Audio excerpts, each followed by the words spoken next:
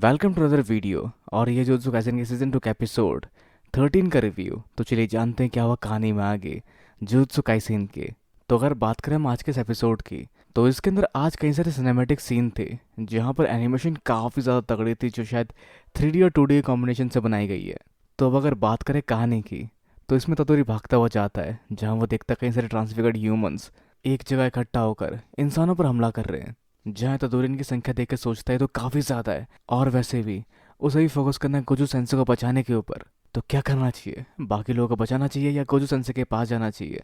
जिस कश्मकश से उसको बचाता है इनुमा की, जो ये सब कुछ संभालने वाला है उसकी जगह, तो इतदोरी आराम से वहाँ जाके मदद कर सकता है गोजू सेंसे की। तो आगे एक सिनेमैटिक शॉट से गुजरता हुआ स्टेशन, जिसके अंदर कोई नहीं होता, पूरा एक खाली स्टेशन होता है ये, जहाँ काफ़ी तेज़ी से भागता हुआ आगे बढ़ता है इतदोरी और एक्सीलेटर के पास आकर कूद जाता है नीचे। पर जिस छलांग के दौरान उसकी नज़र पड़ती है चोशो के ऊपर, जो तदोरी को देखते ही अपने वार तैयार कर लेता है और सामने आता है ब्लड मैनिपुलेशन कन्वर्जन्स। तो इस स्किल में वो अपने खून में काफ़ी सारा प्रेशर लगाता है उसको कंप्रेस करने के लिए, जिससे खून कंप्रेस हो जाता है और किसी भी दिशा में जाने के लिए तैयार होता है, जैसा होता भी है। और उसका एक वार पहुंचता है इतादोरी की तरफ, जो एक छोटी सी पॉइंट में कंप्रेस होने की वजह से काफ़ी घातक हो जाता है, जो उसके हाथ में एक चोट देने वाला होता है, जिसको वो डाइवर्ट कर देता है समय रहते। तो उसकी खून की स्पीड कर्ज एनर्जी के साथ बढ़ जाती है और रिलीज होने पर साउंड की स्पीड जितनी हो जाती है। और ब्लड मैनिपुलेशन की इस टेक्निक को कहा जाता है पियर्सिंग ब्लड, जिसका एक और वार होने जा रहा होता है तदोरी के ऊपर,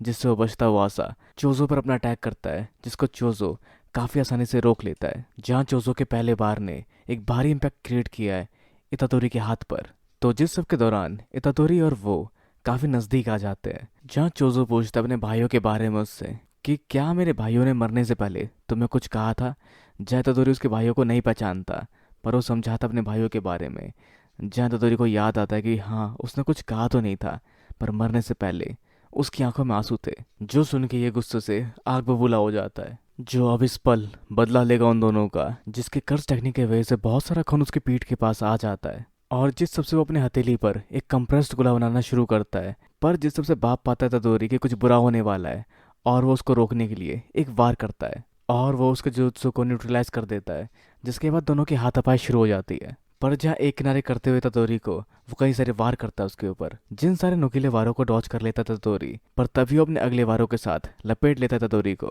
और वैसे ही कुछ और वारों करने जा रहा होता है ततोरी के ऊपर, जिससे किसी तरह से खुद को बचाता है ततोरी। और आखिर में ततोरी को एक तरफ धकेल कर अपने सभी वारों को दोबारा अपने हाथ में जोड़कर वो तैयार होता है दोबारा उसका हमला करने के लिए ततोरी के ऊपर, जो एक कंप्रेस वार होने वाला है दोबारा। जो समझ पाता था ततोरी भी, जो जानता अगर इस खून की बीम मुझको छुएगी तो मेरा सर फट सकता है और मैं मर सकता हूँ, जिसको टेस्ट करने के लिए वो वहाँ खड़ा होकर एक छलांग लगाता है, जिसको देख के कुछ तो सोचता है चोजो। और उसके नीचे आने पर वो भी उसके पेशेंस को टेस्ट करते हुए उसी समय उसे वार करता है, जिससे बचता है किस तरह से ततोरी, और उसके वारों से बचता है वो आगे भागता है, जिसको डॉज करता है वो आगे भागता है। जहाँ वो समझ पाता है कि अगर उसने उसके वार को एक बार भी डॉज कर लिया तो उसके अटैक के पहली बार लॉन्च होने के बाद के अटैक इतने ज़्यादा इफेक्टिव नहीं होने वाले, या दूसरे शब्दों में वो अटैक उसका कुछ नहीं बिगाड़ सकते। जैसा होता भी है और ततोरी उसके वारों से बचता हुआ उस पर एक और वार करने वाला होता है, लेकिन उसी पल उसके एक और टेक्निक सामने आती है, जो होती है सुपरनोवा, जो अटैक लगातार उसके पास फटते हैं और उसके बाद अपने ब्लड मैजिक से एक चाकू बनाकर वो उससे वार करता है ततोरी के ऊपर और जख्मी कर देता है उसके दोनों पैरों को।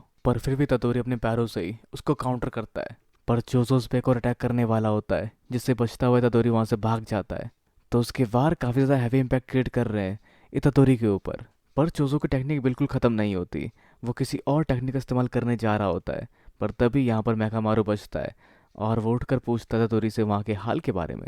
जो स्लीपिंग मोड में चला गया था ताकि वो एनर्जी बचा सके। तो खैर मैकामारू इस टेक्निक के बारे में थोड़ा बहुत जानता है, क्योंकि उसके स्कूल में भी उसके साथ का बंदा ये टेक्निक इस्तेमाल किया करता था। तो उसको इस टेक्निक की फाउंडेशन, डेरिवेटिव्स और क्या क्या टेक्निक इसके साथ ड्राइव होती है वो पता है, पर इसकी कमज़ोरी के बारे में उसको कोई जानकारी नहीं है। पर उसके पास एक आइडिया है, जिसके लिए ततोरी को भागना पड़ेगा बाथरूम की ओर, जहाँ इस टेक्निक के सक्सेसफुल होने का रेट सिर्फ 10% है। वैसे जहाँ चोजो अभी भी नहीं रुका हुआ, वो छुपे हुए ततोरी के ऊपर भी रैंडमली उसके आसपास कई सारे वार कर रहा है। जहाँ जब इतादोरी वहाँ से भाग रहा होता है, तब वो अपने ब्लड मैनिपुलेशन टेक्निक के साथ कुछ वार करता है इतादोरी के ऊपर। पर जिस सबसे बचता हुआ आगे बढ़ता है ततोरी, और जिसको ढूंढता हुआ सोचता है चोजो, वो या तो वॉशरूम जा सकता है या एक्सक्लेवेटर की ओर जा सकता है, तो चाहे वो कहीं भी जाए वो फंसा हुआ ही रहेगा। खैर तभी वो आगे आवाज़ सुनता है वो बाथरूम की ओर से, जिस और सावधानी के साथ वो बढ़ने का फैसला करता है इतादोरी को मारकर अपने भाइयों का बदला लेने के लिए।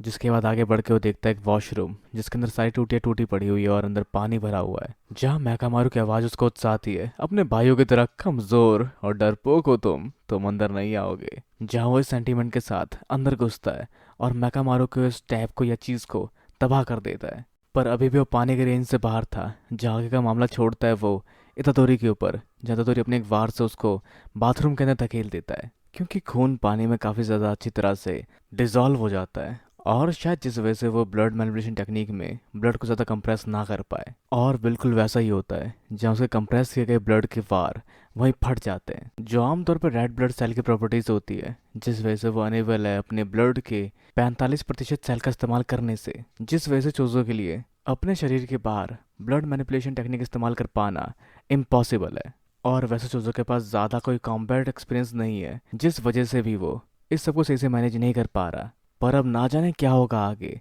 पर इतादोरी तैयार है आगे लड़ने के लिए। तो उन दोनों की कॉम्बैट फाइट आगे शुरू होती है, जहाँ शुरू में भले ही लग रहा है इतादोरी का पलड़ा भारी होगा, पर उसके बावजूद चोसो को भी कम बिल्कुल नहीं आंक सकते, जो काफ़ी हद तक काउंटर कर भी रहा होता है इतादोरी को। पर जिसके खिलाफ लड़ते हुए इतादोरी अपने सभी वारों का इस्तेमाल करता है, जहाँ उसकी मोटिवेशन ये होती है कि वो इसके बावजूद भी जीत सकता है। पर इस फाइट के दौरान भी चोजो ने खून के कतरे को छुपा के रखा था पानी से, जिससे वो उसका इस्तेमाल बाद में कर सकेगा, जिसका इस्तेमाल वो तब करता है जब इतादोरी को फीलिंग आती है कि वो जीत सकता है। वो उस क्लॉट का इस्तेमाल करता है अपने कर्ज एनर्जी के साथ, ताकि वो पानी में भी ना बिखरे, जो आर पार हो जाता है इतादोरी के लिवर से। जहाँ इतादोरी भी एक्नॉलेज करता है कि उसने गलती की, ये समझ के कि कोई भी ऐसे वार वो और नहीं कर पाएगा, और उसने जो वार किया वो काफ़ी खतरनाक था। शायद अब वो हार जाएगा और मारा जाएगा, पर नहीं, वो फिर भी संभालता खुद को इस जंग को जीतने की मोटिवेशन के साथ, जो अपने रोल को समझने की कोशिश करता है और बाकी लोगों के साथ गोजू सेंसो को ना बचा पाने के अलावा भी वो अपने रोल को सोचता है इम्पोर्टेंट, उसको हरा कर जोत्सु सोर्सर्स को जीत दिलाने की। तो वैसे आगे चोजो भी देखता है उस पे वारों को जो तदोरी ने किए उसके ऊपर, जिससे उसका दांत भी टूट गया। पर उसका वार ब्लड मीटरोइड जो हुआ था तदोरी के ऊपर, वो बस अपनी हार्डनिंग के वजह से खतरनाक था। वो पियर्सिंग ब्लड जितना खतरनाक और तेज बिल्कुल नहीं था, और तदोरी उसकी चपेट में आता भी नहीं। अगर वो समय रहते उसको डॉच कर लेता। तो आमतौर पर ब्लड मैनिपुलेशन टेक्निक इस्तेमाल करने वाले अपने ब्लड को इतना ज़्यादा थिक नहीं करते, वो बस उसकी बाहरी लेयर को थिक करते हैं और अंदर की तरफ से उसकी स्पीड बढ़ा देते हैं, क्योंकि ब्लड मैनिपुलेशन टेक्निक वाले अपने सभी सेलों को एक साथ सख्त नहीं कर सकते, क्योंकि उनसे उनके खून में क्लॉट बन सकते हैं, वो भी एक नहीं कई सारे। पर जिस सब कारणों को दरकिनार करते हुए चोसो डिसाइड करता है इस खतरे को लेने की, क्योंकि यूजी तदोरी उस सबसे ज़्यादा बड़ा खतरा है। तो जिसके बाद दोनों एक दूसरे के आमने सामने कुछ देर तक थम जाते हैं, पर उसके अगले पल ही उन दोनों के वार एक दूसरे को लगने के लिए बेताब होते हैं, जिस सबके बीच चोजो अपने टूटे हुए दांत को भी ब्लड मैनिपुलेशन टेक्निक के साथ शूट करता है तदोरी के ऊपर, जिससे थोड़ा ध्यान रखता है तदोरी का, और एक वार होता है उस पर चोजो का। पर चोजो के कई सारे वारों को लगातार काउंटर करते हुए इतादोरी उस पर एक वार करता है, जिसको अगेन वो काउंटर करके अपने ब्लड से एक चाकू बना के उसे वार करने जा रहा होता है, लेकिन जिसको भी इतादोरी रोक लेता है, जो चाकू पाने की वजह से कुछ देर बाद फट जाता है और दोनों की आंखें ब्लॉक हो जाती है, जिस सबके साथ हम देख पाते हैं तगड़ा वार इतादोरी का। पर जिस सबको काउंटर करते हुए चोजो खतरनाक वार करता है इतादोरी के ऊपर, जिससे उसके हाथ और आंख पर चोट लग जाती है, जो वो करता है अपनी टेक्निक से अपने हाथों में ब्लेड बनाकर, जो वैसे तो कुछ देर बाद गायब हो जाती है, लेकिन उसके बावजूद भी वो अपने फिजिकल स्ट्रेंथ से काफी हद तक इतादोरी को डोमिनेट करता है। पर जहाँ इतादोरी भी उसके वारों से बचता है, वो उस पर कई सारे वार करता है अपने, और आखिर में अपने उल्टे हाथ का इस्तेमाल करता है उसकी तरफ अपने वारों करने के लिए, क्योंकि उसने देखा नहीं उसको उसके उल्टे हाथ से यानी कि लेफ्ट हैंड से कोई वार करते हुए, जहाँ वो राइट हैंड को डिस्ट्रैक्शन की तरह इस्तेमाल करने के बाद अपने लेफ्ट हैंड से वार करता है उसके एब्डोमेन यानी कि पेट या कमर के पास। पर उससे उसे कुछ भी नहीं होता, और वो एक वार करता है तदोरी के हाथ के ऊपर, और एक तगड़ा वार उसके पेट के ऊपर, जिससे तदोरी पीछे की ओर गिर जाता है, और उसके उस इम्पैक्ट की वजह से वहाँ की दीवार टूट जाती है। तो वो बच पाया अपने लेफ्ट हैंड साइड की तरफ, वो अपने खून से एक लेयर बनाकर अपने शरीर के ऊपर, ताकि कोई भी वार उसके ऊपर असर ना कर सके, या ऑलमोस्ट उसके पास कोई भी ब्लाइंड स्पॉट ना रह जाए, जिससे तदोरी हार जाता है। पर वो अभी भी जिंदा होता है, उसकी सांसें चल रही होती है। तो अब वो उसको उसके भाइयों के पास भेजेगा माफ़ी मांगने के लिए। तो आगे हम वो देख पाते हैं जो वैसे काफ़ी तक डिसअपॉइंटेड है उसके इस कमज़ोर बनते से हारने को लेकर, पर सुकाना बाहर नहीं आता, जबकि वो बंदा अपने वार कहीं और करता है। वो अपने वार इतादोरी के ऊपर नहीं करता क्योंकि उसके दिमाग में नए विजुअल्स आते हैं, और शायद इतादोरी के पास रिवर्स कर्स टेक्निक इस्तेमाल हो रही है उसको हील करने के लिए, मे बी। तो अगर हम बात करें उसकी मेमोरी की, तो उसकी मेमोरी में उसके भाइयों में एक है इतादोरी भी, जहाँ ये चारों ही भाई हैं और साथ मिलके कर रहे हैं ये लोग चिल। जो उस विजुअल से बाहर आता है क्योंकि उसे समझ ही नहीं आ रहा है कि आखिर ये हो क्या रहा है और क्यों हो रहा है। तो जिसके पीछे कारण है सुगुरु की ये दो अंडरलिंग जिसने उसकी मेमोरी को शायद अल्टर किया है। तो क्या इनकी और खासियत, या क्या ये साथ देने वाली है बाकी सोर्सर्स का भी, और क्या मत रहेगा इनका इतादोरी को बचाने को लेकर, जिस सबको हम जान पाएंगे इसके नेक्स्ट पार्ट में। तो खैर अब देखते हैं कि क्या होगा आगे इसके प्रीव्यू के साथ। तो उसकी प्रीव्यू में हम देख पाते हैं मे को, और साथ ही गोजू को भी, जो शायद अंदर बैठ के कुछ बोल रहा होगा या फिर उसकी पुरानी बातों को याद कर रही होगी मे, जहाँ वो इस बार उसकी हेल्प करने वाली है उसके फेवर को उतारने के लिए और अपना फेवर चढ़ाने के लिए। पर साथ ही कुछ और चीज़ें देखी जाती है ननामे की भी। तो क्या ननामे भी इसमें कुछ करने वाले हैं, और साथ ही जो एक बड़ा सा मॉन्स्टर काटा है, क्या फुशिगुरो ने काटा है या उसके लिए ननामी ने काटा है, और क्या फुशिगुरो मिलेगा अपने डैड से यहाँ पर,